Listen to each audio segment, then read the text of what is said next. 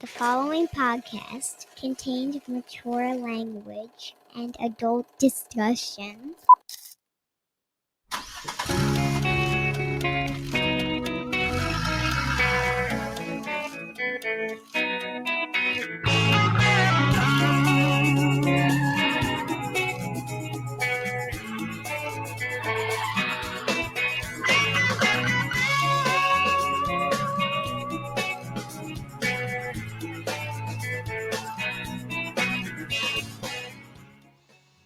Sounds like someone's cock is laying on the record player. Do you ever drops? You ever hold your finger on the 33 while it's spinning? Now you probably won't be able to hear it because they'll fix it in post. But something's going on there. Old Chip Dick might have dropped something on the record player. Well, I'll tell you now. This is the Kevin Nash podcast. It's called Kliq This. You're here because you know that, and you want to be a part of it. Kev, you know what?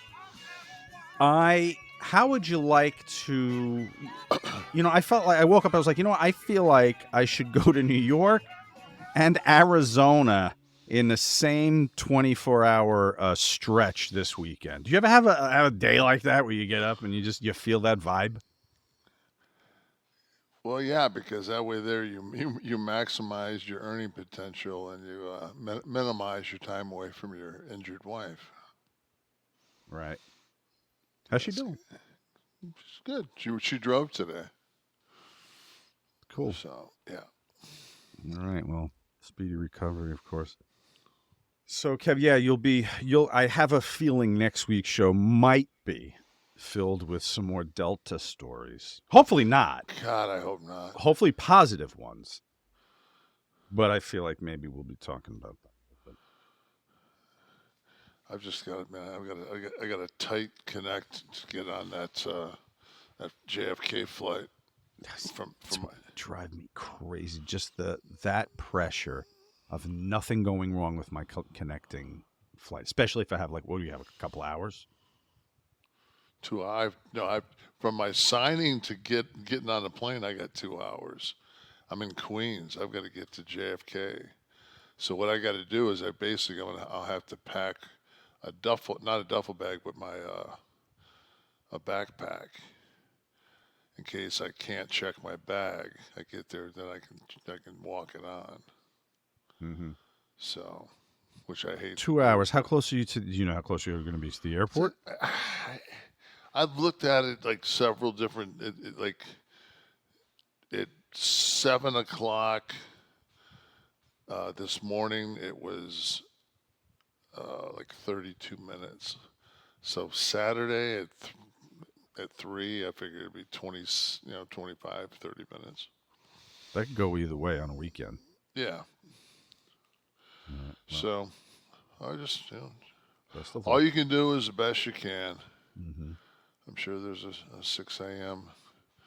I just have to. I don't want to even.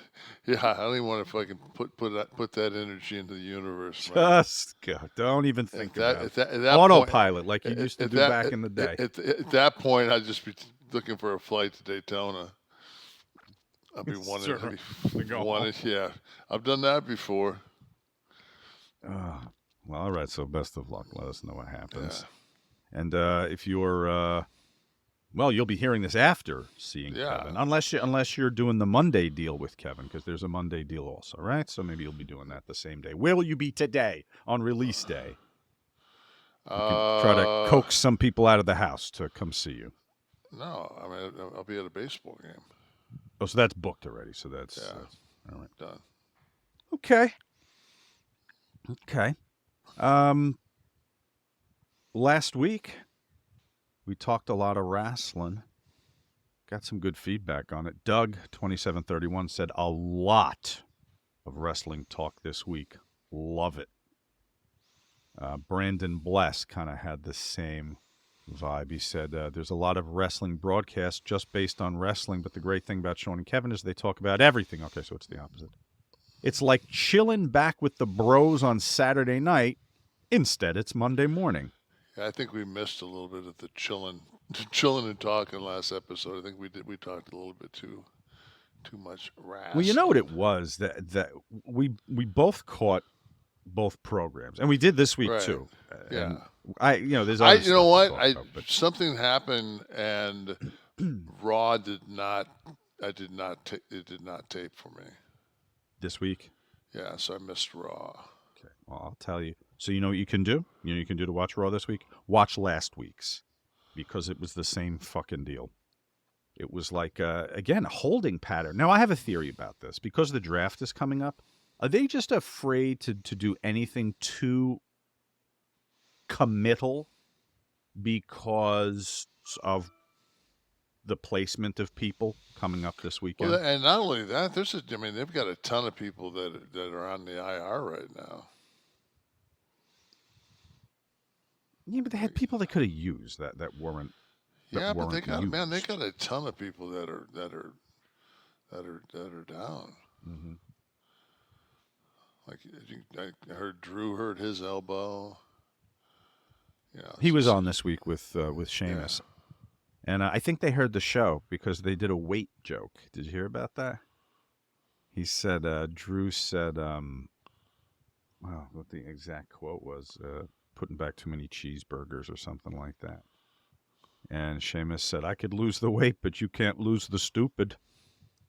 So they had a little fun with it, which was good to see. There he was, all of them. He trains hard. He just, he just had. Oh, he's solid like a mother. He got called back before he was ready. It'll be like everybody else. It'll be like, oh, and then in 2 months they'll be like, wow, Sheamus really got in shape quick. It's just like, yeah. How far do you think Drew? I've always been a kind of a Drew mark. How far do you think they could go with him? He's actually, since they took that 5-foot sword away from him, he's actually, he's engaging. He's funny. He's, he's got a good look. He's got a great look. Very. The promos are very committed. It's nice to hear, somebody with an accent just kind of have dry wit,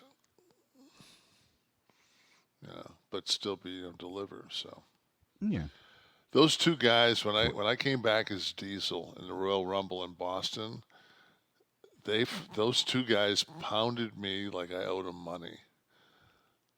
And the whole fucking place is chanting Diesel, Diesel, and they're just relentlessly just fucking just chewing me alive. And I'm thinking like, you know what, man? I'm too old to fucking like fight from underneath. I'll just take the beating. I'm getting eliminated here in a minute. So. Mm-hmm. What year was that? Did you say? I don't know, maybe 14. Okay, right. I actually dyed my gray hair to come back. Oh, let's see. Crypto Kitty Monster was watching last week and said, these graphics are hilarious. Spitting up my morning coffee a little over here again. People enjoying the new direction on the visuals. I am Thurnis 745.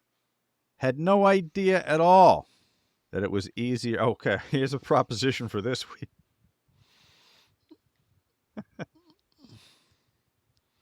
I think everyone will know who that is, right? That it's the Con Embrace from this week.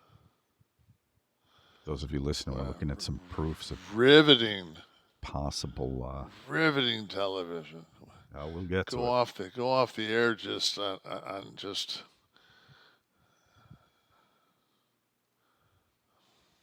Tremendous. Crypto Kitty, I am Thurnis 745. Had no idea at all that it was easier to take the lug nuts off before jacking up the car. Thanks, Kev, for that. Try to do a little public service for you. What were you like? What was the comparison again? You were talking about. You were addressing the Tony Khan thing, right? No. I don't What know. were you talking I about? don't know. I just said it's like the guy that jacks up his car. You know, jacks Oh, it up. giving advice. That's what it was. You were giving some advice to Tony Khan. And you said, I'm just trying to be helpful. I'm not being a dick, but sometimes you got to tell someone, no, you don't jack the fucking car up first. You take the lug nut. So, Yeah. so to you, it might seem like common sense, but sometimes you Right. have to impart that. Got it. Okay. DHX DBD 2011. Very cool of you to actually look at AEW and provide true constructive criticism. Too many podcasts out there criticizing without providing any sort of advice or ideas. Been listening since the first episode. The show kicks ass. Thanks, Kev. It's kind of true. That was very constructive, everything you said. My whole thing is just like it's really easy to bash something, but it's like if you don't have an idea or a vision or something constructive, but then you are, man. It's very easy to pile on them right now. You know. Yeah. But also, you've got the credibility that a lot of, I mean, if it's a wrestling podcast, hosted by a wrestler, you can talk about it. But a lot of times they're hosted by journalists or wrestling writers, we'll call them, some of them. And so what are they going to offer? They can throw 5 stars at them. They could throw 5 stars at them. Boom. But if you've never had those fucking Japanese, the Chinese, the throwing stars, throw 5 of them at you. Yeah. But if you've never spent time in a booking room, you know, it's pretty tough to have the credibility. Pseudonym 1821. Hey, Kevin, Sean, we're in the midst of the first round of the Stanley Cup Playoffs, which begs the question, have either of you had the pleasure of seeing the Stanley Cup in person? I've had the honor of seeing it at the Hockey Hall of Fame in Toronto, as well as a few other times. Still love the podcast. Hope Tamara's healing up well for life. I got to actually have my photograph taken with the Stanley Cup at Hockey Town prior to the Red Wings playing. Very good. Steve, I have a graphic for you there. There you go. Nice. And I also, when the Cup, of course, was in Jersey, I made sure to get to exercise my season ticket holder status and have a little alone time with the Cup, which they allowed for the. It's crazy watching the Lightning play the Panthers right now. And you know, and I still hate it. I'm still a fart like that. I want it to be such fucking original 6. I mean, right? it's just like, I'm fucking. I'm like Archie Bunker. You know, where are the North Stars? Give me Minnesota, Toronto, Montreal, New York. Don't go fucking below Maryland, you motherfucker. Did the North Stars? Who became the California Golden Seals? Dude, I get so confused who became what. They did some wild expansion in the NHL. The first thing that I thought, where I kind of just started to smell a fart a little bit, was the Anaheim Mighty Ducks. I just didn't think it would ever come out of my mouth. I might be able to say Anaheim as much as the vomit, backed up in my throat to say Anaheim in relation to the NHL.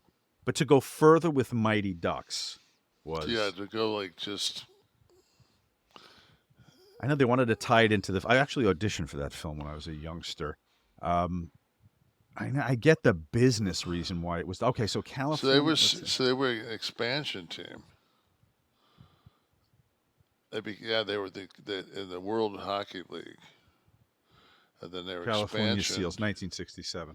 Yep, California Seals, the Oakland Seals, Bay City. No, I just can't. Then they went to the Cleveland Barons. 2 years. That where'd they go from there? That was it? They died? Yeah, I guess, right? I guess they don't always morph into something else. Yeah. What was that was like the in basketball, the Supersonics. They were playing back and forth, and were going to Oklahoma City, and then eventually they just became Oklahoma City Thunder, who have an unbelievable team. I think they'll probably, in my estimation, probably be playing for the the Western Conference Finals. But yeah, they just smoked the Pelicans last night. They were up by, I think at one point they were up by 45 points. Every game I've turned on, I've not watched one start to finish yet, but every game I flipped through, I either caught like in the third quarter or some in the second, and it was a fucking like 19-point spread. Shit, man! The Lakers, I think it was Tuesday night. Philadelphia played the Knicks. That came down to a buzzer beater, and the Lakers played Denver. That came down to a buzzer beater. Yeah, I wish I would have.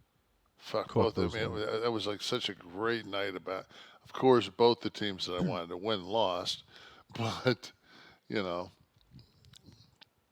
Miami fucking stroked the Celtics last night. Boston was one of the games I had on, and they were up by like 20 in the second period. I was like, oh, fucking. So Miami just. I think Miami ended up hitting. God.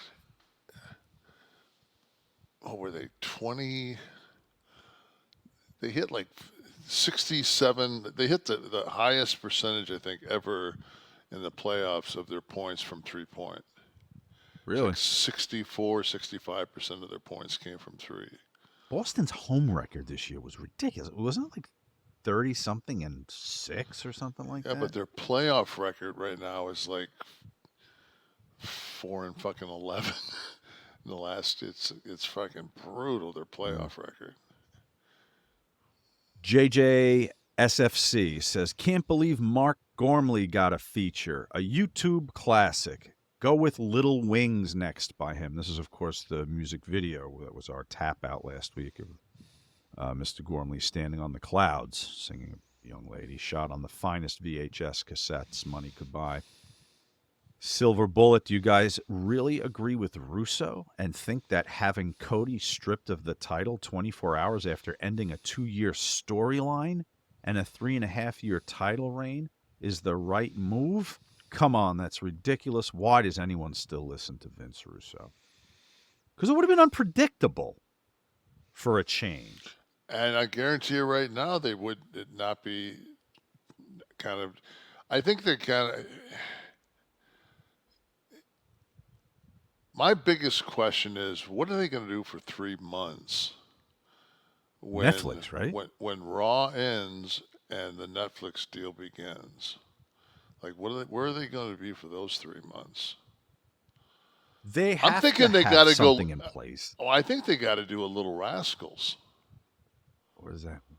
Let's have a circus. Little Rascals. So, I remember the Little Rascals, but where are they airing the circus? Just everywhere. Just have a circus. Just take it on the road. You got to come live. Raw's in person only this week. Yeah, Raw is actually. I'm working on the deal right now, and we're going to bring Raw in a residency at the fucking San Remo Hotel in Vegas. In Vegas? Right. Yes, yeah. They're all doing residencies now. They're all doing the Elvis gimmick. It's time, man. Yeah. I saw where they have, and all their social medias combined, they have like 1 billion followers. Yeah. I remember when, was Shane the first new media head over there? Because I remember hearing the title for the first time when it was Shane. There might have been someone before him. And going, oh, that, at the time thinking, oh boy, that's a, felt like it was almost like an insult to him. Oh, let's put him in the mailroom. There's the boss's kid. I was like, yeah, in charge of new media? I mean, of course, it's become the driving force for any advertising's dead other than social media, of course. Right.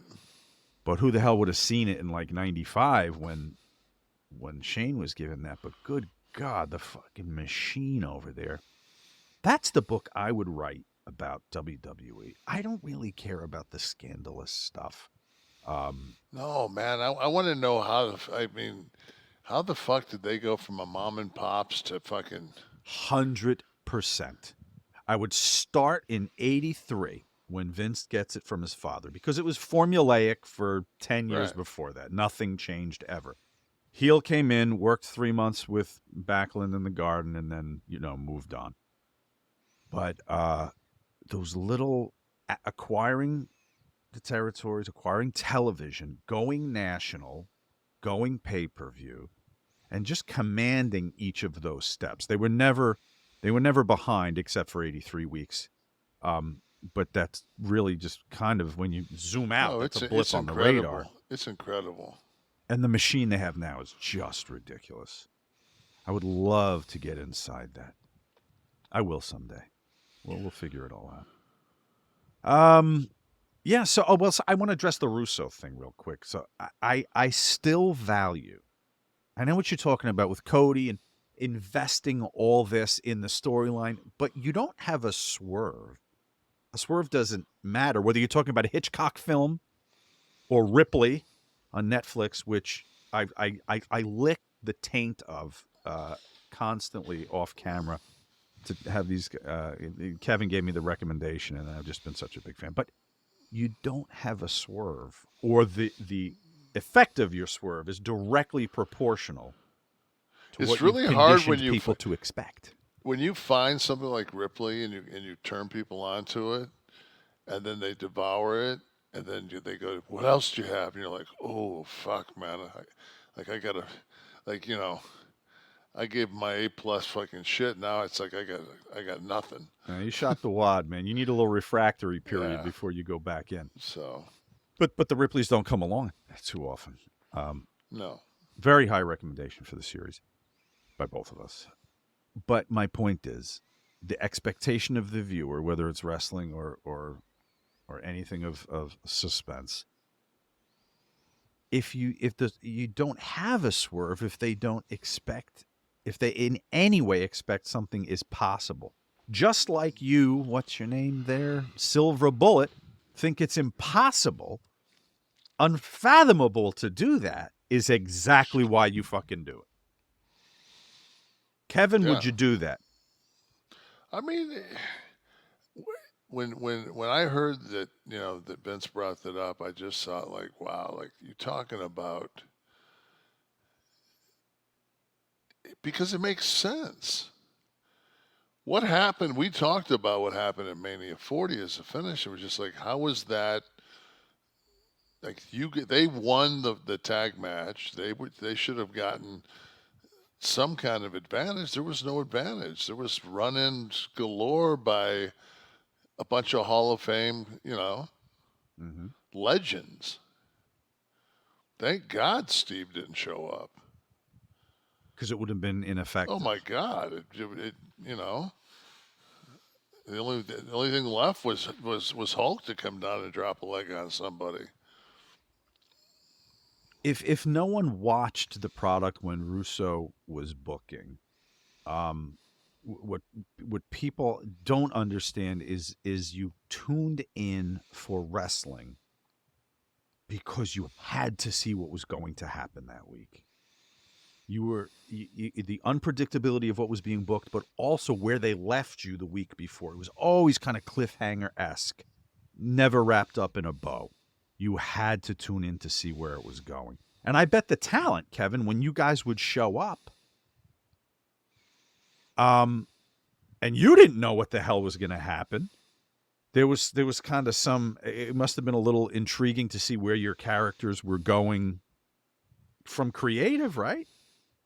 Well, I was on the other team. Well, you were on the other team. That's true. But wait, hold on. But Vince, he came over, but then right? That's what I mean. You got was, him and it was at Ed. that point. But at that point, fucking WCW had already owed the humanity. The Hindenburg was already on fire. Yeah. So. But I would think that it would be great to have someone like that writing for you, who was I'm always looking going over here to keep at you interesting. I'm looking over here at the notes, and Steve said, we were talking about the Cody thing. He says that's exactly what happened to Dusty at Madison Square Garden. He left with the title, but wasn't the champion.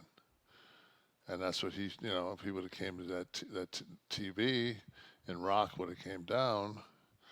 because then that Rock said I'll be back. It's I think there would have been a much bigger period at the end of that sentence had he have fucked him and then left. Yeah. And then the anticipation of him coming back right. would have been 10 times more. Did you really, silver bullet, does anyone really, do you care that Cody finished the story? Like, care? It's written. No matter what. So he wins, he finishes the story, but that next day he starts another one. Correct.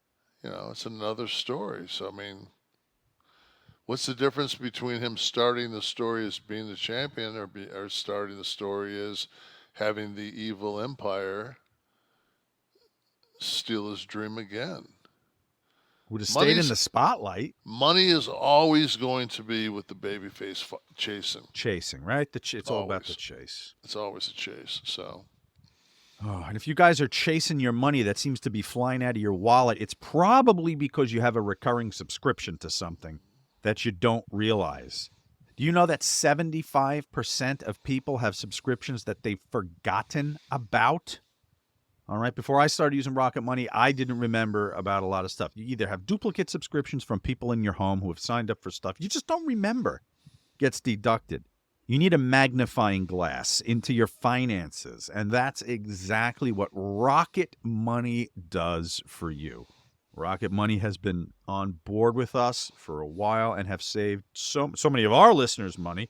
But also, did you know they've got 5 million users that have saved a total of $500 million in canceled subscriptions? Those figures are no joke. Most members save an average of $740 a year when using all of the app's features, okay? It's a personal finance app. It finds and cancels your unwanted subscriptions, monitors your spending. If you're looking at the graphic, it's that easy, guys. They've got your list right there. They tally how much you're spending total, and then there's your breakdown. Bing, bing, bing. Go right down the list. Cancel the stuff you don't need anymore, and you'll see right there how much you save. It's almost like a video game, but it's real, and it's your wallet you're talking about. It's going to help your credit score. It's going to help everything, okay? Take control of your subscriptions, of your finances, and just stop wasting money on things you don't use. The folks who are going to help you do that are Rocket Money, okay? Cancel your unwanted subscriptions by going to rocketmoney.com/Nash, N-A-S-H. That's rocketmoney.com/Nash. Do it. We've done it. And it helps. And if you'd like to be part of the live audience that's here with us tonight, you can do that by going to KliqThisTV.com. KliqThisTV.com and become part of the 11 Soft Club. Get a lot of cool stuff. Okay, get all of our shows from the past with guests, our live performance in Nashville's on there, and a whole lot more fun. You get the show early too, and with no commercials. So check it out. KliqThisTV.com. So Kevin, I perceive that Raw took another week off, and I think they must be doing it on purpose because they're getting up to the draft, and they must have some big stuff planned. And they just don't want to shake things up too much. I think it's a mistake that you don't take every minute of TV time and maximize it. But it's too savvy an organization not to know that they're doing this for some reason. And it must be because of that. I mean, I think that at this point right now, man, they took it to such a height with Mania that I think that anything they do is going to feel like there's a lull. Maybe a little, but you can cash in on that because you had all those extra eyeballs on Mania. But they've slowly, like Damien's characters, he's taken more of a role. I mean, there's subtle things going on psychology wise, but at the same time, man, there's just, like I said, there's just a shitload of guys and girls that are hurt right now. Yeah. So it's like, yeah. I just wish that the 3 hours felt better spent as I'm watching. Given it 3 hours, I'm hitting the fast forward too. giving it time.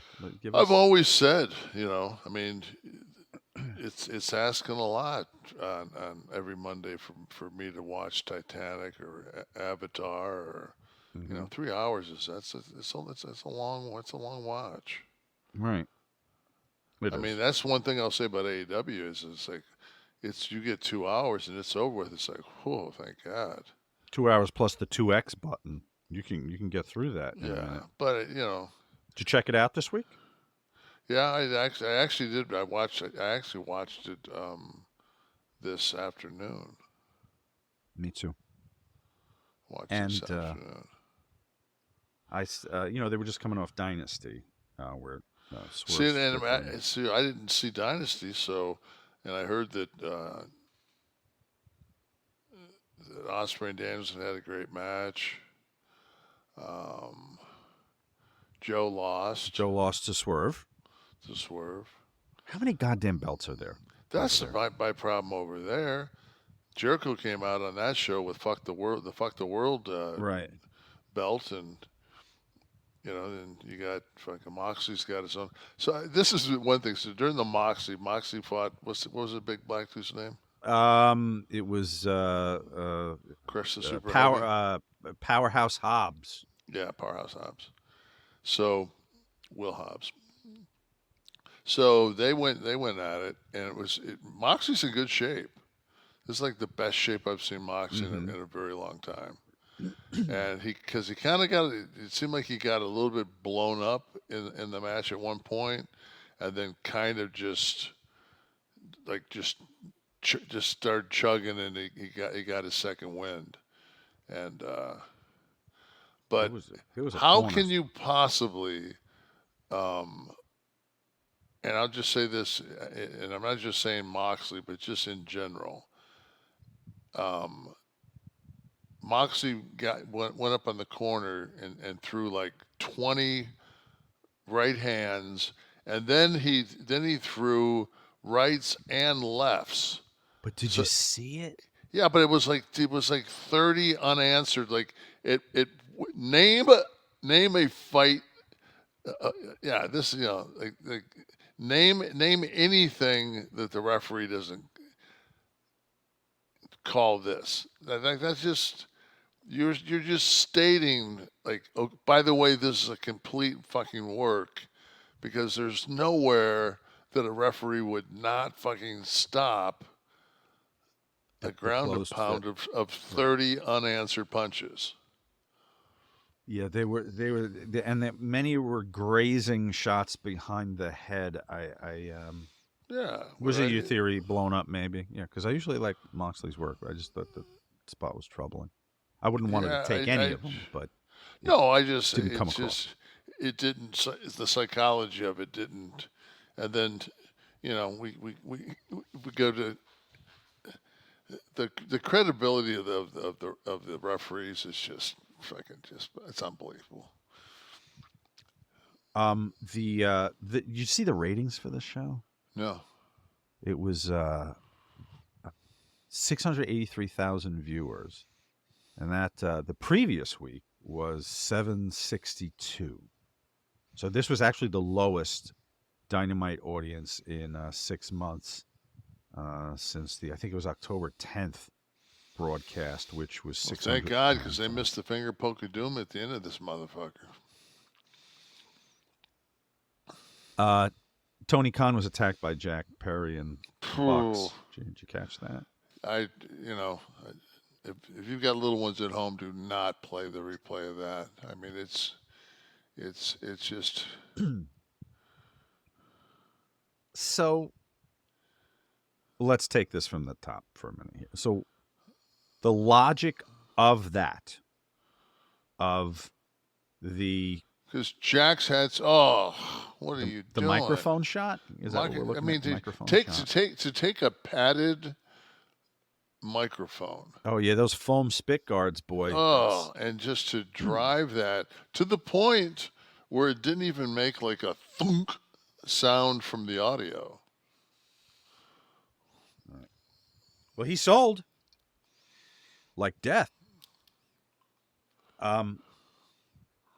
Let's the logic of Tony Khan has kind of been a prevalent topic we've talked about in kind of illogical logic in relation to showing the footage and the fear for his life. We've talked about the stage promo from 2 weeks ago. Did I miss something? Why Jack Perry was back? Why he's back? Yeah, like why they were in the ring together. I don't know. It was from the pay-per-view. It was from Sunday. It was Right, a run in on Sunday. Okay. Right. See, I didn't see Sunday. Right. So. Yeah. No, me either. But, so this was the face-to-face. This was kind of the anticipated after that. But so Tony gets triple teamed. He's a $1.7, soaking wet. Right. So this is to elicit sympathy. This is to because it was certainly not a feat to beat him. This was not the Four Horsemen beating Dusty down in the parking lot. There was no heat. And that's kind of my point. Yeah, there was no heat. There was nothing established except that if you're ever injured at an AEW event, your best bet is a luchador.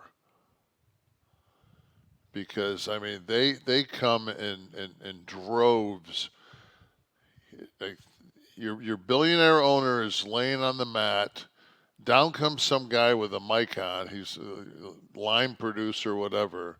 The referee, and then a couple guys from the back. Here they come. Yes. Some guys from the back, and then all of a sudden, this is getting bad. We need more luchadors. Right. Yeah. 911 actually now it calls the luchadors now. I don't know if you've hit it on the phone recently, and also they certainly, everyone took their time. I think a referee was first, right, in the ring. Always. And well after the attack. Certainly not when he was first struck by the microphone. They stood in the back and said, "Well, he'll be fine." But yeah. So he did wear the neck brace, though. Raul, I didn't realize that the ghost of Raul Julia was showed up on the show. Love child of Raul Julia, Cheech Marin. We can go a lot of different. I haven't seen Luis Suarez in a long time. It's good to see him again. But that's his pops, right? The neck brace. The neck brace the following day at the Jaguars. I got to give a little respect to this because I don't think the NFL or anyone that watches the NFL and not wrestling is going to give a shit. But the attempt to do some crossover, respecting the product where he wore the neck brace the next day, it's a commitment. I'm just getting the dead eye from Nash. If anyone's listening to this and not watching, he's selling nothing. Oh, it's so bad. But you got to do something, right? Like you got to do something. I mean, I hate that I use this reference because it happened at the Trump trial where somebody actually lit themselves on fire. But it's just like, yeah, you can light yourself on fire and you'll get a response. But they're singular events. It's nothing that's going to engender long-term viewership. And I just don't see what it does unless Tony comes back and fires the executive vice presidents for attacking him.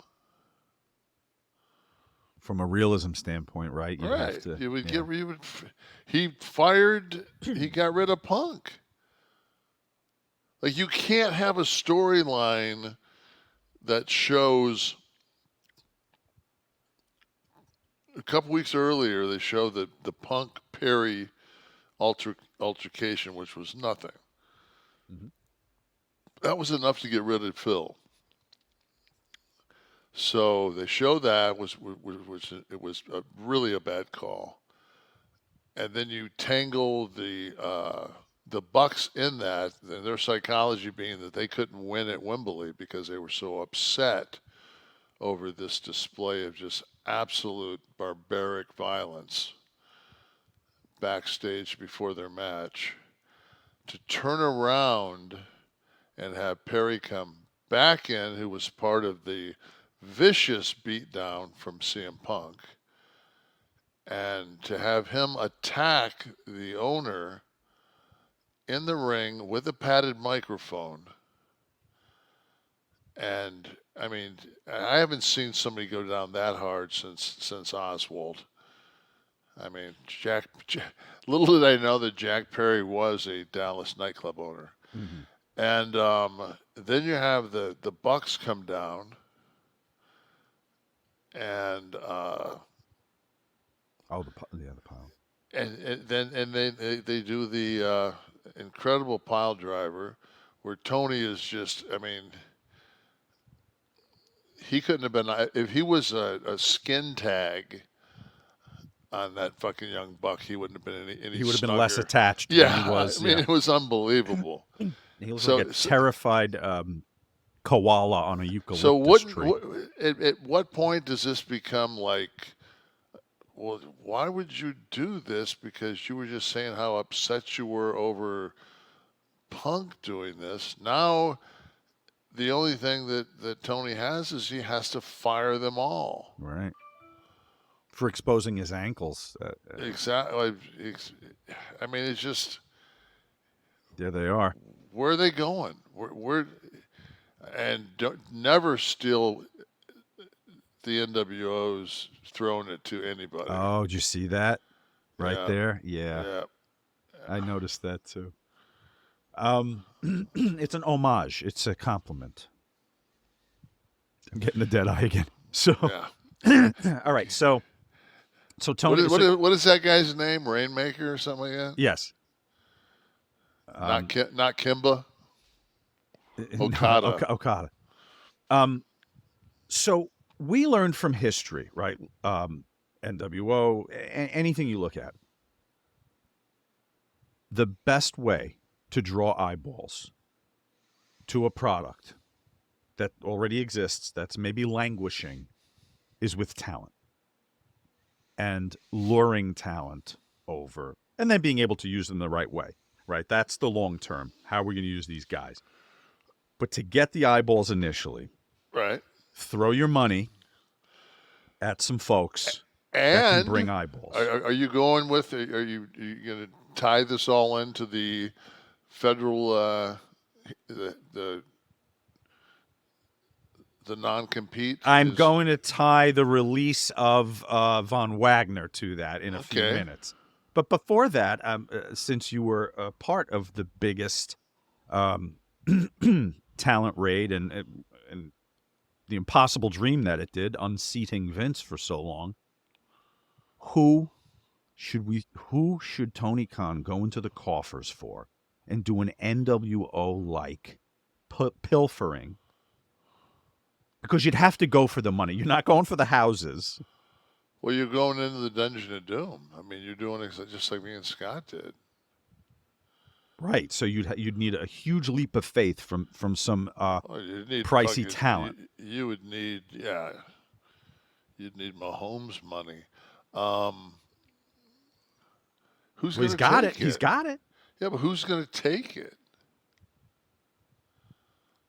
If somebody who feels they're not being used well, who maybe thinks too many people at the top of the card with me, let me go somewhere and transform.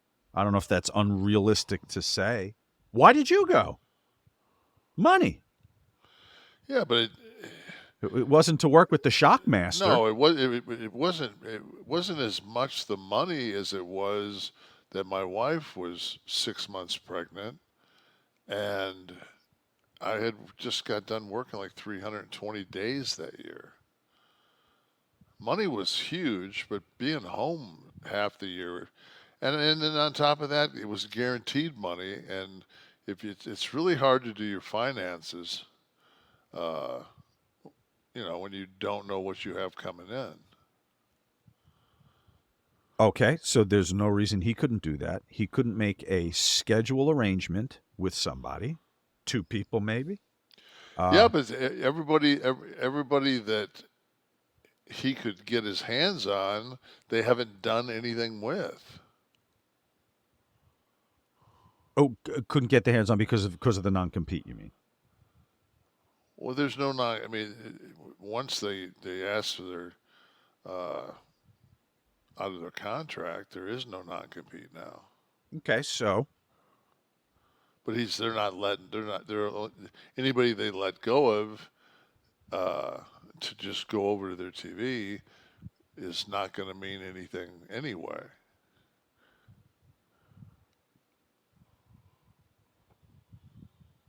because they wouldn't let them go. What if they have a contract I mean, expires? okay, let's take LA Knight. Okay, LA Knight's over. He's continues to get more over. He so he makes the jump, and Drew. okay, but how What much happened with his contract? It was almost up, right? What happened? Right, I don't Did he know. get the re-sign? I don't Steve, know. find out. But to go to AEW, to go someplace where there's 600,000 eyes on you, With the promise of turning that what's the into promise, 1.2. though? What's The promise? possibility of being able to change that by going over there. They're not.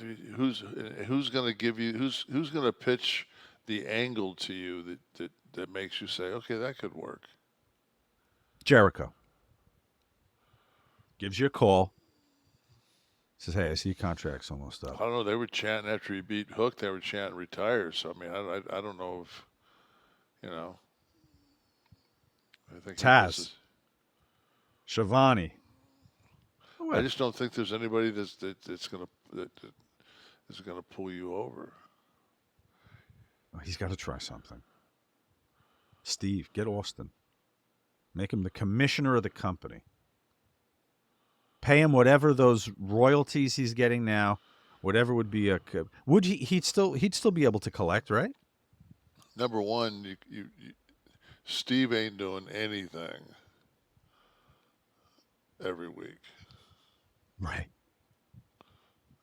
Nor is anybody in that realm in their life. It's just, man. Well, Steve maybe he's a bad example. You got to fucking do something. You got to do something big like that. You got to go big. Well, Especially what you got to do, bankroll. what you got to do is you got to quit fucking going on national television and shitting in the ring. That thing they ended with was garbage. Mm-hmm. So you can't. That's number one. You've got to get somebody in there creatively that knows what the fuck they're doing. That was Tony's idea. It was bad on. I just went through 7 layers of why it was a bad idea. Where's Jim Herd these days? I think he just opened another Pizza Hut. There was a match, Kevin. Swerve Strickland, it was his first TV defense of the title he won Sunday against Kyle Fletcher. Now, and I think this is some of what you're talking about with the in-ring product. And this is stuff that this should be addressed in training, and we've talked about the logic of selling before. There's a foot injury at 208, a foot sell, the selling of a foot injury after a turnbuckle jump outside the ring, and Swerve hurts the foot. And he takes some time outside selling it. Then 49 seconds later. He's running on it. 49, there's a full speed run in the ring and a kick with the foot. Fletcher puts on an ankle lock. So we go back to the foot. Okay. Going back to the logic, which obviously was agreed on, sell the foot. He fights out of that. does another kick at 4:20 in the match. At 4:42, it's a standing drop kick straight up where he throws both feet into his opponent. Kevin, since no one can handle this, could you please at least just go down and do that class? If you're selling a foot, you can't run on the foot. So there's the initial, if there's a lot happening here. But that's where I'm an old man. No, logic is you're never too old for logic. You can go on. But that's what all these people say. Oh, Nash needs to realize. No, Nash doesn't need to realize anything. Great sell. I mean, the spot looked like it could have been legit. So props to him. Until you delegitimize. It's like the 25. What's the difference with that and the 25 blows to the head in the corner? Right. Still selling in the corner, comes out of the corner and runs and kicks with that foot, which gets grabbed and put in the ankle lock. But then we're on the feet again the whole fucking time. Kevin, I don't think that's the old man thing. I think maybe the pace of the matches is the old generation, young generation. But that's the whole thing. The pace of the match doesn't allow you to sell the foot because now you're immobile. Now what are you going to do?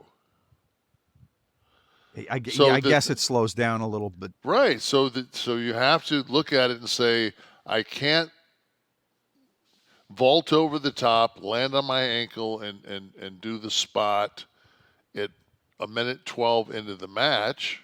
But what if you did it with the hobble and the scream afterwards? Go back to the cell like, I had to fucking do that, but God, it hurts. You can do it one time. I remember when Daniels, him and Hangman had that match, and Brian worked his arm, and it's the arm that he did that lariat with, and he just kept going back to that lariat, and then he would do it and then sell it. Right. And do it and sell it, do it and sell it, do it and sell it, do it. And it's I'm thinking, well, you've lost me because now it's like you know. Too much. Right. It's like the boxer with the broken hand, right? Like I think Arturo Gatti in one match against, it might have been, what the hell was his name? Mickey Ward, where they did those 3 hellacious matches. He broke his hand at one point in the fight, and you saw him go down, but he didn't stop. It would be down by his side for most of the fight, but he still threw rights, and you could see in his face how much it hurt. If you tried something instead of running across like nothing's wrong and doing, but that's the problem. It's one thing for a strike. It's another thing to take your wheels out from underneath you. Right, so I guess, all right, so the ankle's different. I'm getting an education myself. The ankle would be different. The ankles, and if you're going to sell the ankle, you can do it with a minute or two left.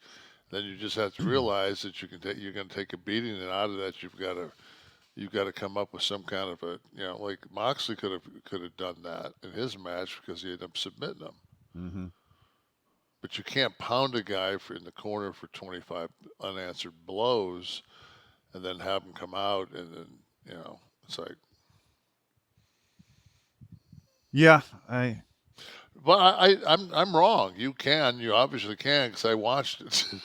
I watched it today. Is whether you should or you not. You can do it.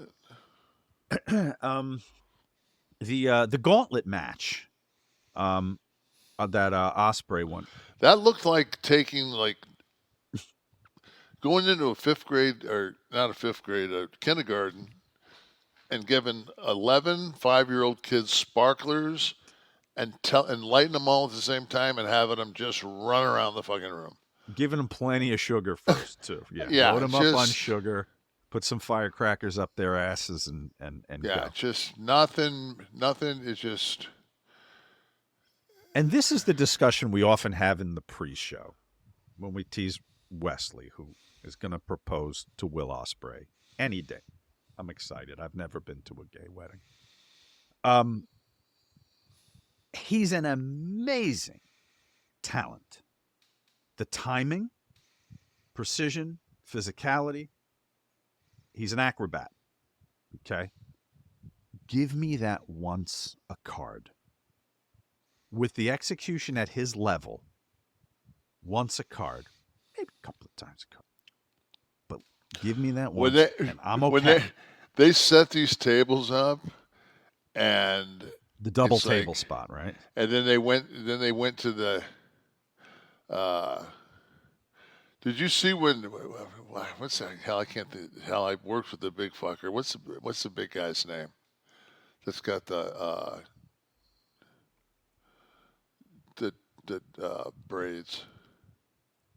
Yeah, Lance Archer. Lance Archer. He does the power. Lance. Oh, he gets dumped, doesn't he? Yeah. Yeah, but I mean, he came in. I think it was Osprey was the guy that he came in with, and he actually was standing up, and Osprey was like this tall, and he grabbed him by the back of his head and bent down and took to put himself prep. And took 5 or 6 elbow shots, and then Archer hit him with one, and Osprey did the cat and jammer kid with it. Yeah, there it is.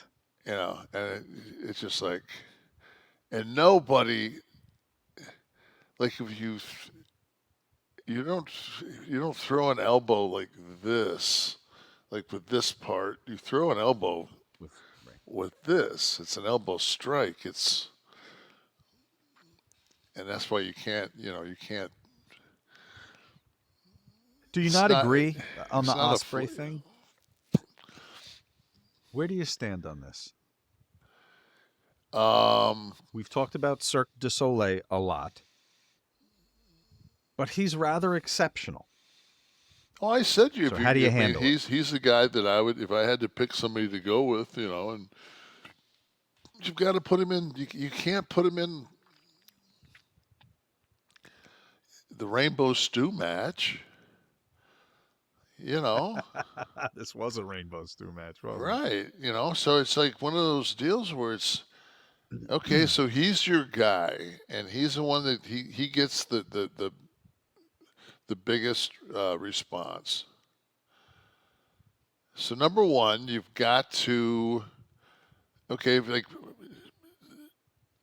there's another belt. And there goes another belt. Yeah. There goes a Norwal. It's a giant clam. Everyone should have it. They should just give everyone a belt except one, like musical chairs. They're one belt shy for the roster. And whoever can't get it that night is gone. Gets hung, gets executed in the ring. Look at all these belts. Yeah. I mean, my God. Well, I mean, you don't have to be a genius to know it ceases to have any value when you have. And then that's not including the belt that Moxley has. Yeah, what's that? The IP. Yeah. Whatever. IP Freely. IWGP. Yeah. And then and the one that Jericho has, the Fuck the World belt. Correct. Yeah, so you have an image now of the title holders. Yeah, so I mean, it's just Jesus. Like I said, when I first went to WCW, there was the 6-man tag belts. There was, if you didn't have a belt, you were the fucking drizzling shits. And they've got Ring of Honor. Anybody that they fucking pass in the car that has a promotion, they also use their belts. Hey, didn't we just pass some guys from Impact? Yeah, let's fucking put their belts on TV. Look, here we go. Well, you're right, because Kyle Fletcher. Look, we got another whole Bullet Club Gold. I mean, it's just. Yeah, I think it's a little ridiculous. Yeah, it's. Kev, playing off of what you mentioned before with the, it would be historic if there was a ban on non-compete agreements with American corporations. Federal Trade Commission is proposing this because it would get in the way of employment, of people being able to continue to have jobs in their field. this came up because I saw that Von Wagner, real name, what's his first name? I know his last name, but his first name He's is Bloom's kid, right? Bloom. Yeah. What's his first name? I want to give him the respect of calling him by his shoot name here. I remember I was at Bloom, Mr. Bloom. We'll just call him. I was at Anderson's wrestling school, Kenny, and Bloom was just breaking in. He's a big old fucker. He had just gotten cut by. God, who did he get cut by? Maybe Dallas, or he got cut by a pro team. Mm-hmm. And he was an athlete, and I think it was one of the first times he got in the ring was the night I was there, and I knew he'd make it. I don't know what happened. I don't know why they, I read some things where they said that they had used him on the main. I guess they said that they had used them on the main roster, and when they decided to make cuts, that if they'd already been on the main roster but hadn't stuck on the main roster, then they were going to, right, get rid of them. Yeah, that's kind of what happened. And so here it's a 90-day, right? A 90-day non-compete. Which is, that's, and then you're 1099, so I always use this as my analogy. So you paint houses for a living, and then the guy tells you, and he comes out and tells you, hey, I don't want you fucking finishing my house. Get the fuck off my property. He's got a shotgun. Pack your shit up, you go. Oh, by the way, I don't want you painting anybody else's house for 90 days. You got it. Yeah. I wonder if it would stand up in court. Yeah, I don't No, think it would stand up in court. Yeah, I don't think it would. But then again, how many of these guys got cash to get a lawyer? To fight it, right? And that's always the thing. What do you do? Grab the ACLU? I mean, yeah, I don't know. It's been challenged in the past in wrestling, and when I asked Raven about it, I think Raven was one of the class action suits that tried to fight the 1099 versus W2. And I think in his specific case, the statute of limitations on the date that he was let go had passed. But I don't know how they've been able to avoid it. And I've asked for, 20 years whenever I started. Well, I think that I think they need to take this and they need to fucking not fuck around, and they need to throw it right in the lap of the fucking Supreme Court. Because if you're talking about some legal fucking geniuses, some people that you just want to, I just think that Supreme Court is just my entire life. I've always had some admiration for them, but they've just come to like a different level. Like the clarity, it's almost, it's like the Matrix. Well, what was supposed to be a system of checks and balances has proven to be far less so in the last 10 years. You need to rewrite some of that in the textbooks. I tell you, the case against Donald Trump today. I was watching some of it, and so they had the cat Pecker from National Enquirer, and they Perfect. Yeah, perfect name. My wife's like, why is her teeth so fucking yellow? I'm like, I don't know, a lot of Peckers. So, but he was, he went on to say how Trump had used him to go after Cruz, where they made the story about Cruz's father helping Lee Harvey Oswald, and then they basically in cross, the defense said, he basically said, yeah, and Ron Perlman and Schwarzenegger and in other words, it's like this is just what we fucking do, and it didn't make. It didn't seem to me like, and I know that's not the court case, and that's not what they're trying to prove. But when you've got 12 people in that box, and all you need is one to go. I was kind of like this today.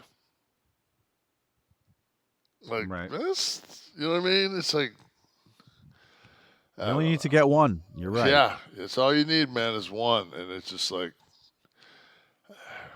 That's what I don't those know. guys with the crooked noses would do. You just need to get to one juror That's it, baby. and put a sizable suitcase on their doorstep, and they can hold things up, and that's a hung jury. So the madness on college campuses continues. Institutions of learning who are now becoming institutions of distraction. I don't know if I'm going to earn my MAGA hat on this, but there's a line. Like free speech, right to assemble.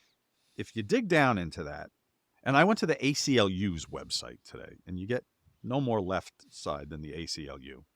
And the quote from the ACLU was, First Amendment protects your right to assemble and express your views through protest. However, police and other government officials are allowed to place certain narrow restrictions on the exercise of speech rights.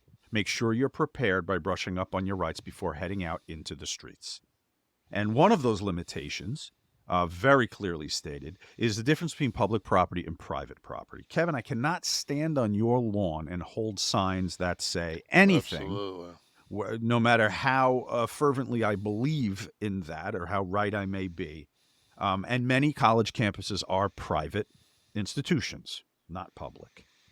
So the problem that's happening here is these institutions, of course, want this money to keep coming in, and to keep enrollment up, so they don't want to come across as too harsh. But God damn it, if I'm paying that kind of money, or my kid has a scholarship, whatever, and their education, their 4 years there is being, their rights are being violated to have an education by disturbances or by inability to get to class or fearing that you're going to be hit in the head with something, then you have infringed on someone else's rights and therefore forfeited your own. The world-wise 19-year-olds that are all being quoted by the news media on this planet that can't even buy a goddamn martini yet, they don't dictate the law, and they certainly don't understand the complexities of the international religious conflict and policy. So if you assemble and protest within the confines of the law, that's fine. But if you haven't, you've broken it. And you know what? Welcome to the penal system, kid. It's not fun being in jail. Well, I mean, I watched them down at the University of Texas in Austin. I watched I don't know what law enforcement it was, but man, they didn't fuck around. Mm-hmm. They got in a line, that riot line, Mm-hmm. and they basically they pushed, and then once anybody put up any kind of resistance, they just snatched them and threw them behind them, and kept the line going. And I think they pretty much pig-tied whoever the fuck they threw through. And I was just thinking to myself, like, oh, like, it's, I understand. There's nobody that was probably has been more upset over the carpet bombing that happened in Gaza. You've been vocal about that on Yeah, there. I mean, but at the same time, it's like if you,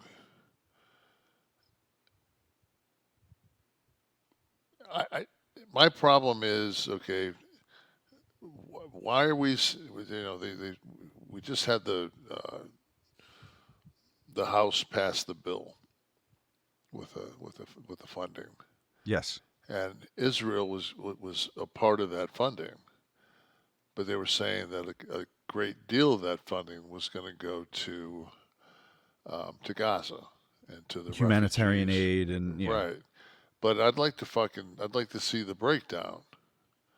I'd like to see that, because I don't, right now, I just don't, it seems to me like we're shooting, $1 million missiles to knock out down fucking $230,000 drones, and doing the protection service thing over there, and it's just like, In the meantime, the fucking Ukrainians, who are a democracy, who are fighting the Russians, Mm-hmm. don't even have. I mean, they're fucking shooting smoke rounds out of their artillery because they can't even fucking put up a fight. And I'm thinking to myself like, when did shit get so fucked up? Like everything's fucked up. I feel like I'm in a Limp Bizkit song, you know?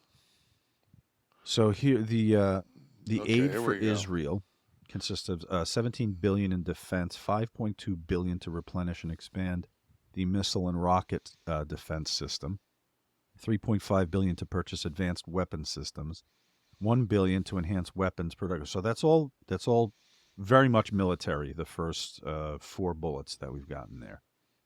4.4 billion for defense supplies. And you get to the bottom of it, and $1 billion for humanitarian relief for Palestinians in Gaza.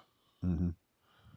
Out of the 90, was it 95 total? I think 95 billion. Yeah, The bill. One bill. That's like I read something online, and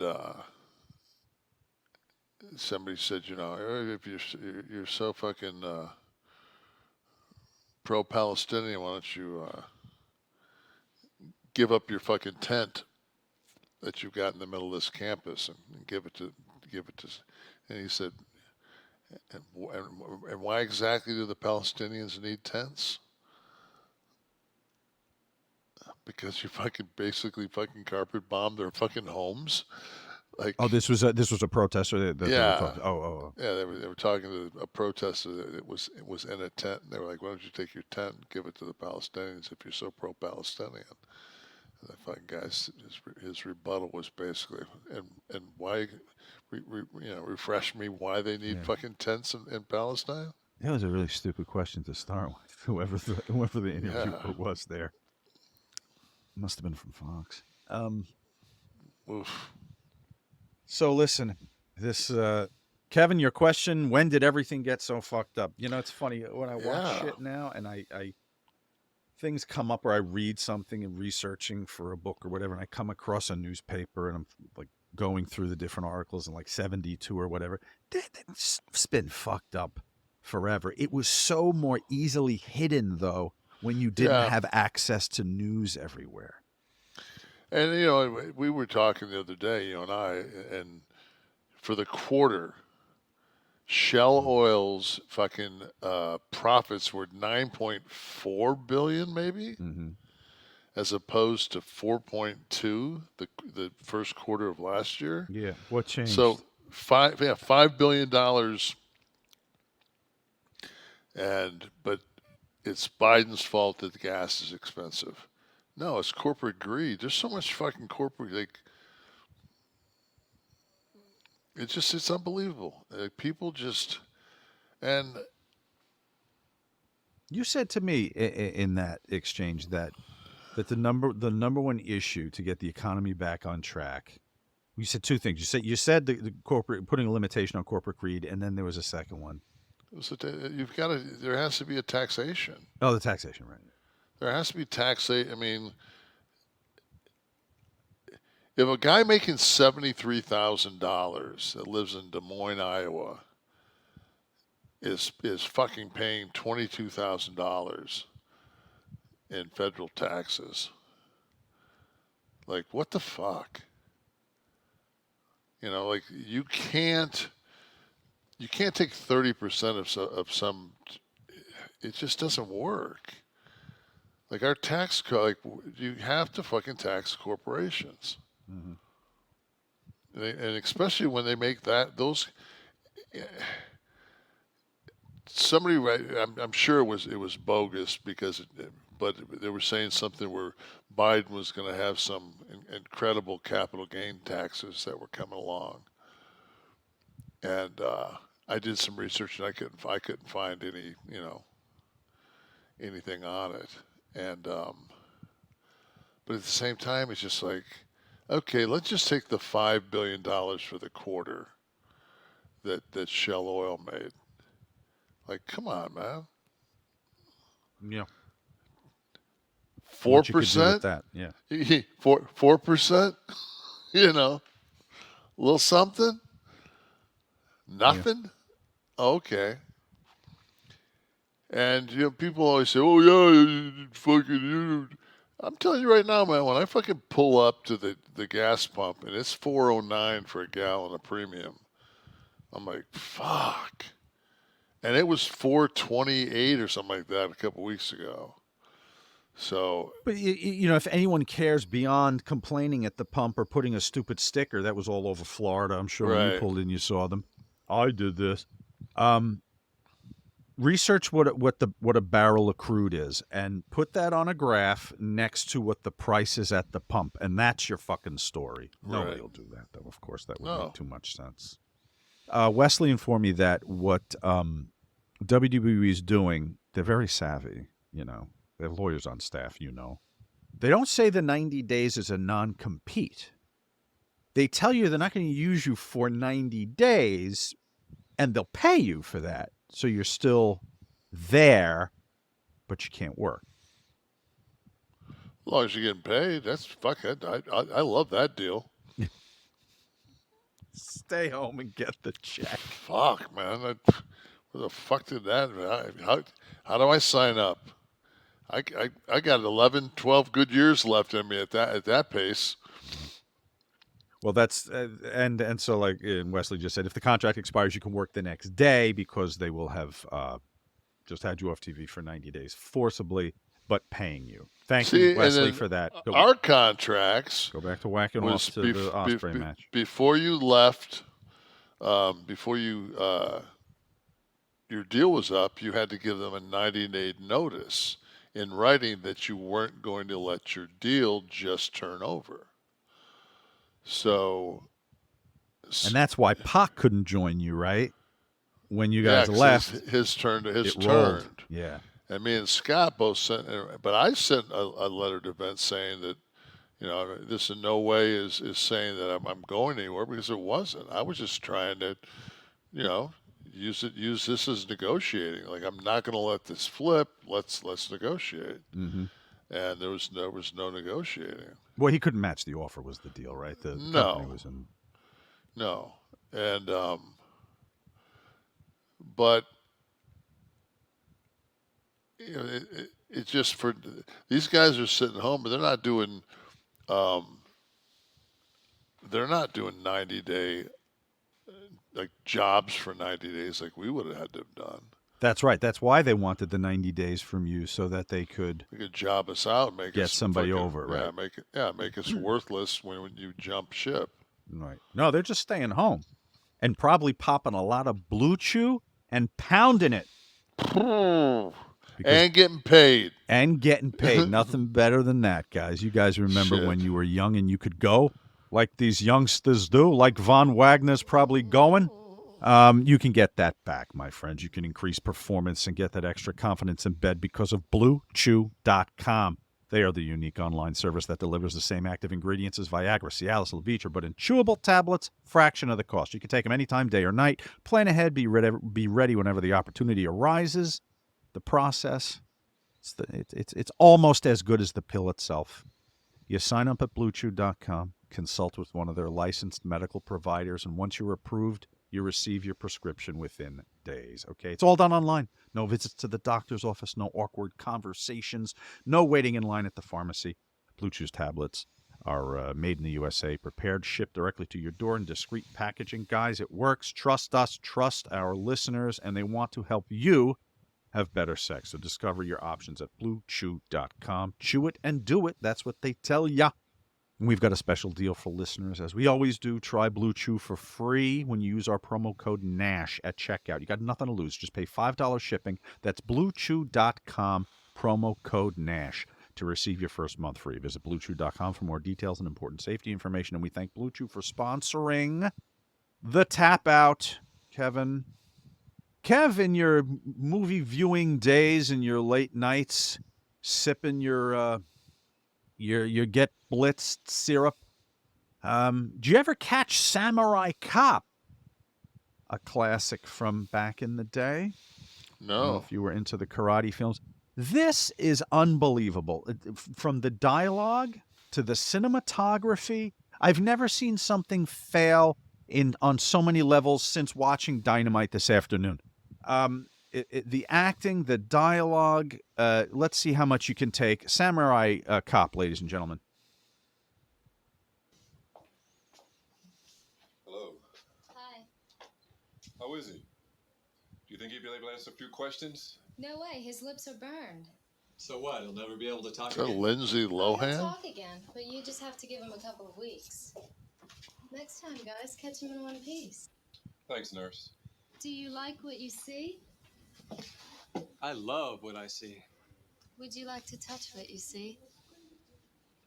Yes. Yes, I would. Would you like to go out with me? Uh-huh. Yes, I would. Would you like to fuck me?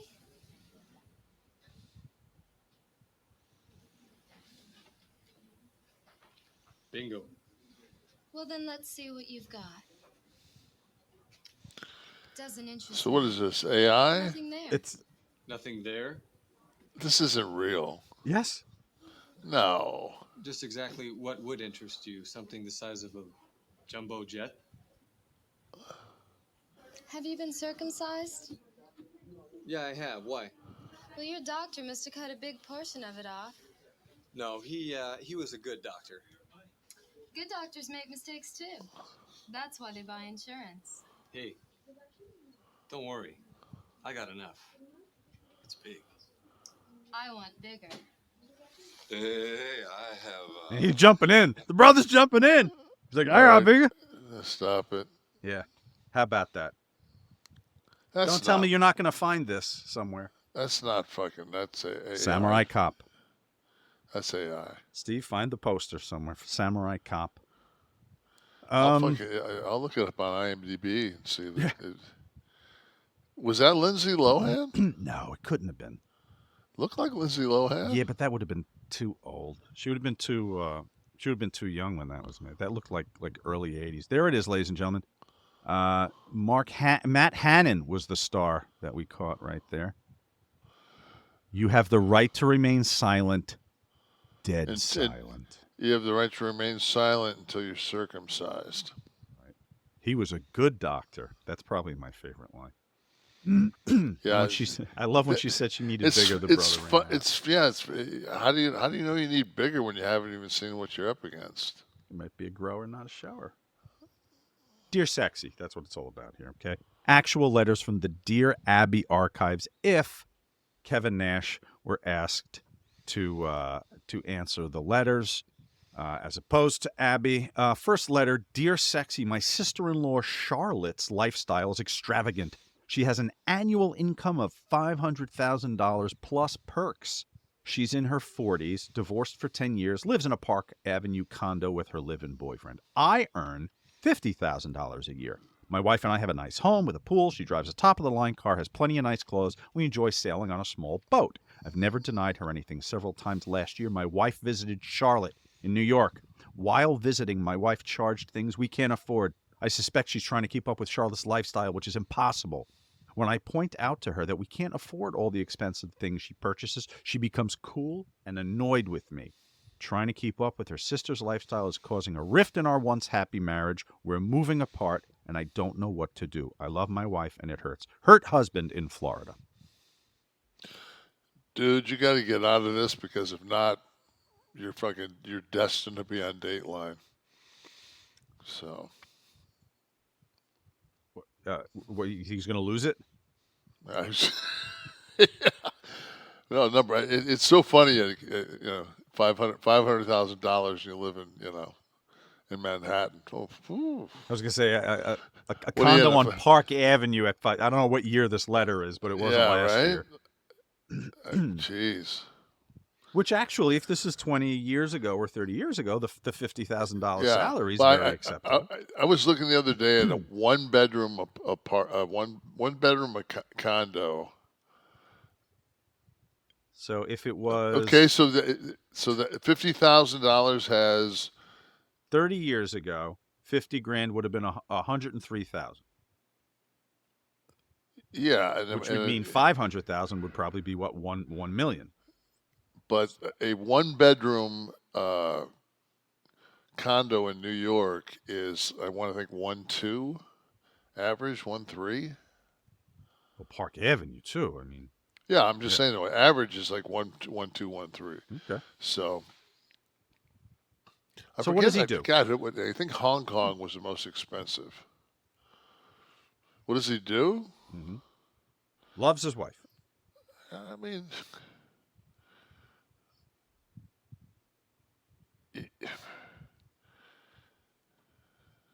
kill the other broad. Kill her sister. Kill his sister-in-law. Yeah, kill the sister.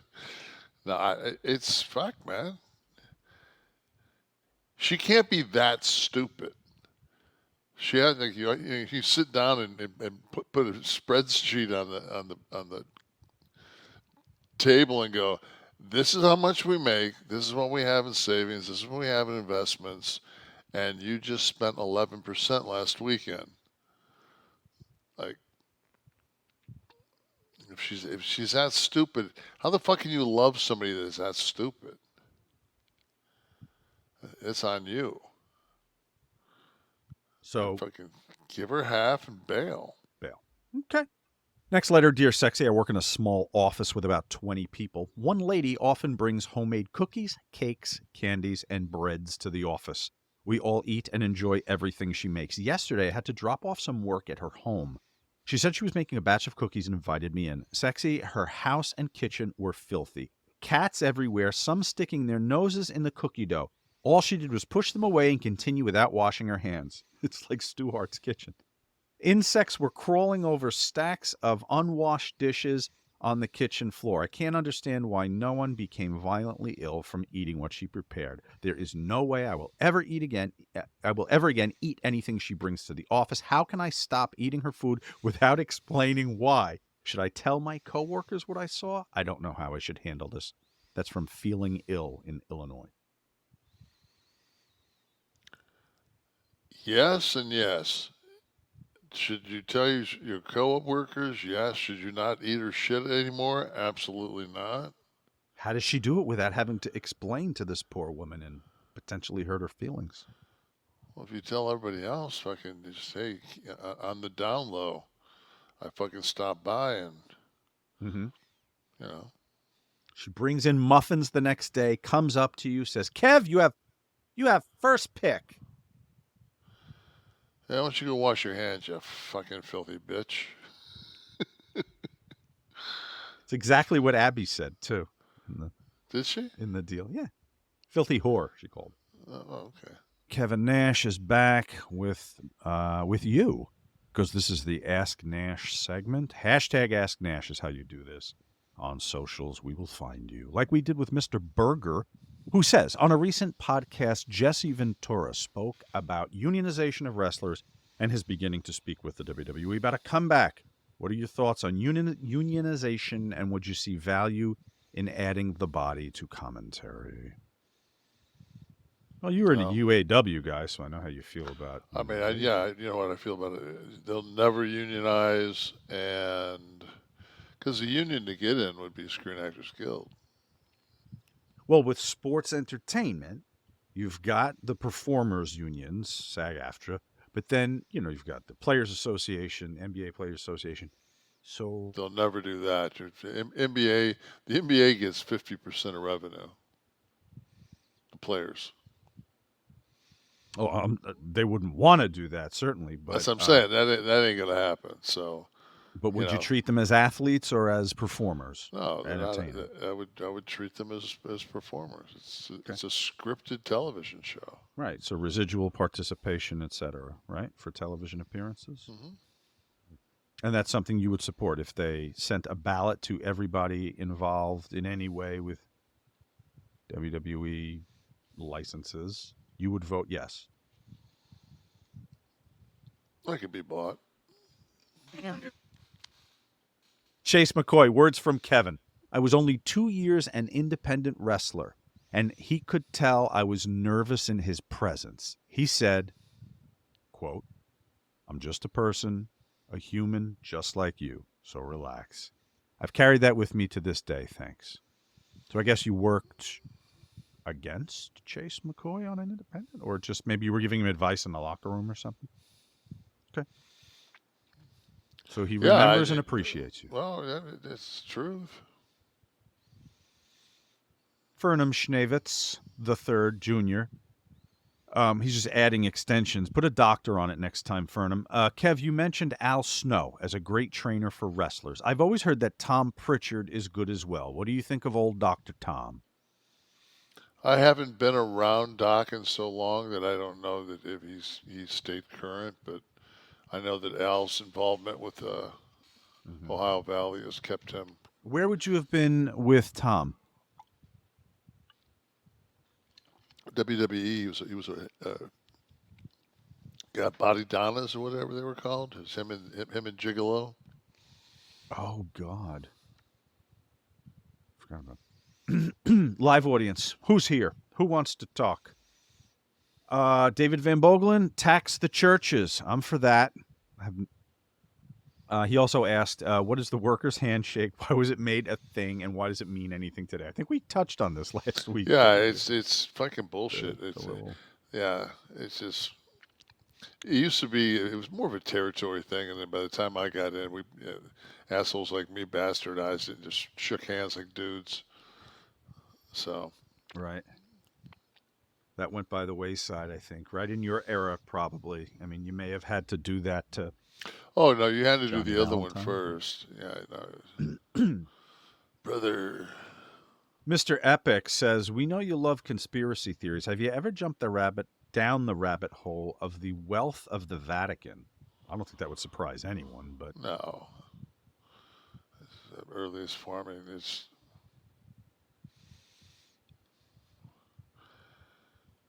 Oh, maybe there are surprises. I don't know, Epic. I would believe any figure you told me. Yeah, you could say $1 trillion. That'd be probably. Probably, yeah. Yeah. Who else? Anyone else in the house here? Let's see. Humberto Ramos. Speaking of NHL, did Big Kev dig the LA Kings back in the Easy E Cube Dre NWA days? I did like the black and silver, I have to say. Oh yeah, LA Kings were.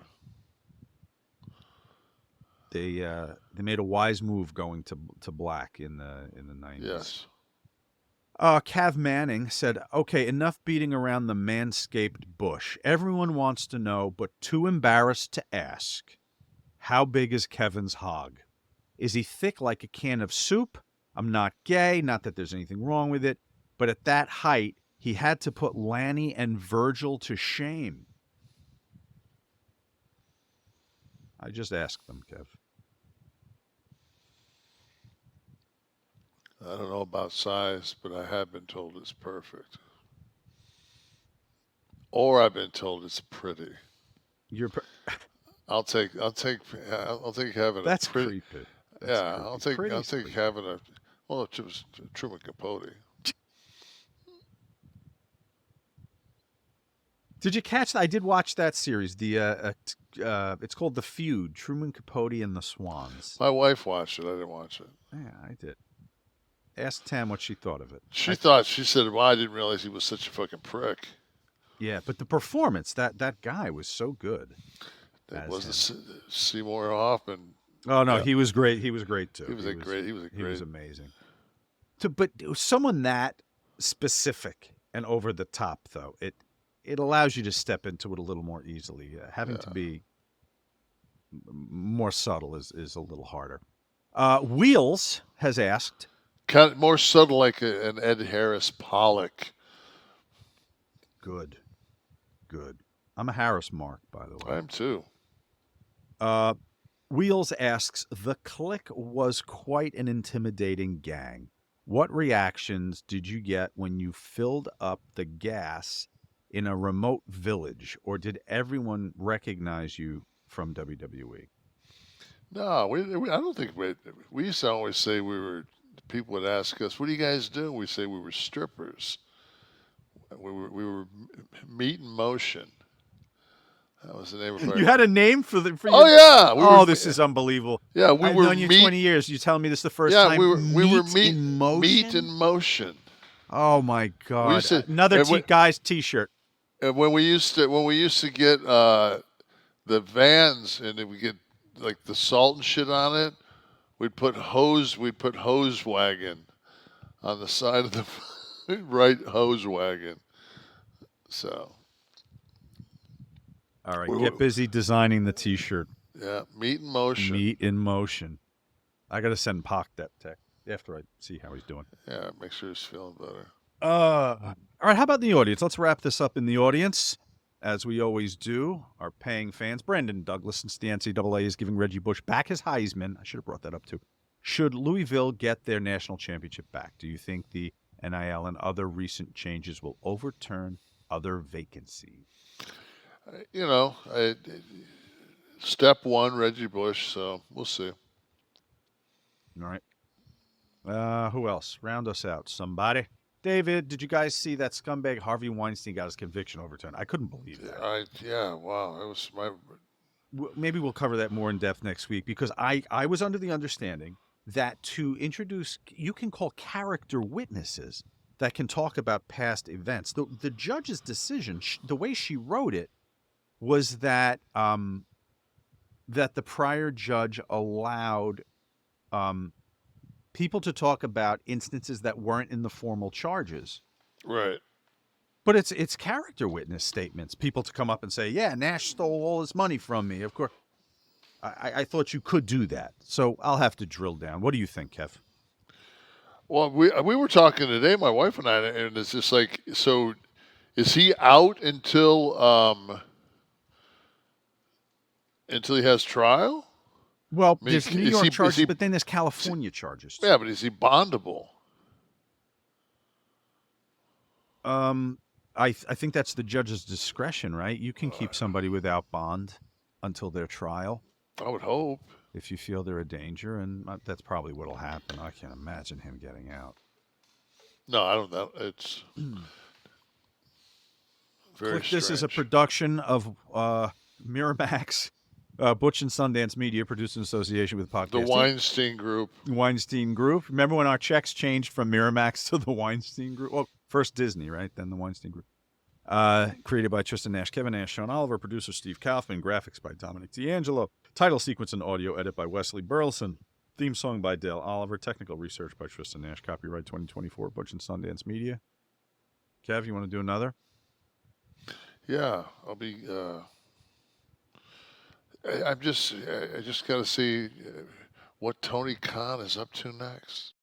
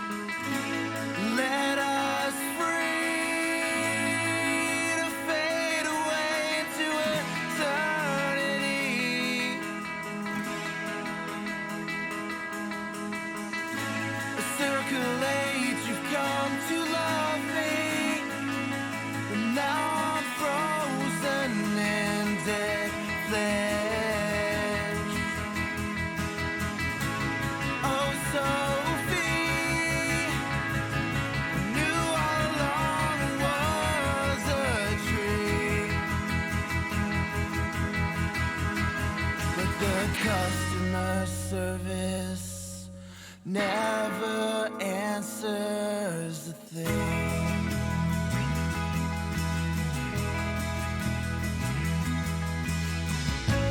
Let us free to breathe in air we're supposed to breathe.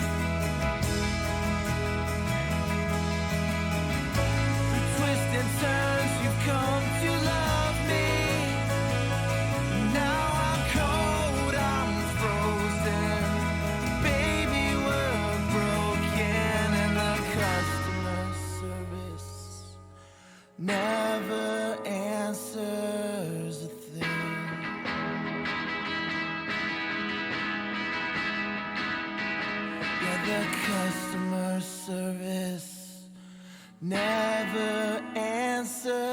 as the